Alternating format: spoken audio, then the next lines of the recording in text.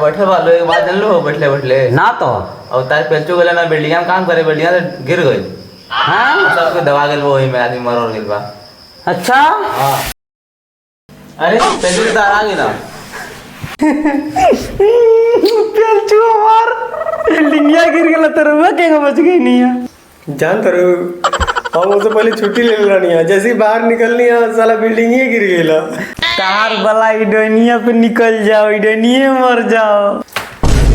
ये सुन तरू और जहाँ गए ना पेचो या तो काम करे हाँ मकनिया तो गिर गई बा।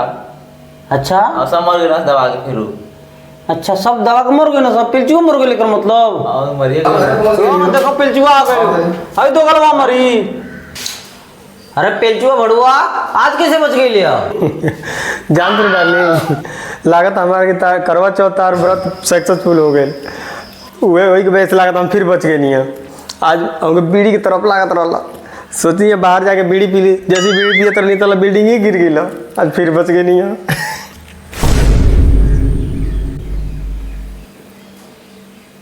नमस्कार। आज के मुख्य समाचार। डोहरी गांव में बन रहल बिल्डिंग धराशाही हो गई, जौने में जितना भी बिल्डिंग में काम कर रहल मजदूर रहल लोग वो सब लोग दब के मर गए लोग। एमे दबल मरल मजदूरन के जौन परिवार लोग बा वो सबके सरकार के तरफ से 1 करोड़ रुपया मुआवजा मिली। 1 करोड़ रुपया बात कर दे रसिया बिल्डिंगवा गिरल बाटे ओमे हमार आदमी काम करत रहला, ओकर हाथ गोड़ टूट गेल बा, आधा पैसा मिली। ना ना मैडम, हाथ गोड़ टूटले के पैसा ना मिलेला, गलती से निकल गए तो मर गए बाटे।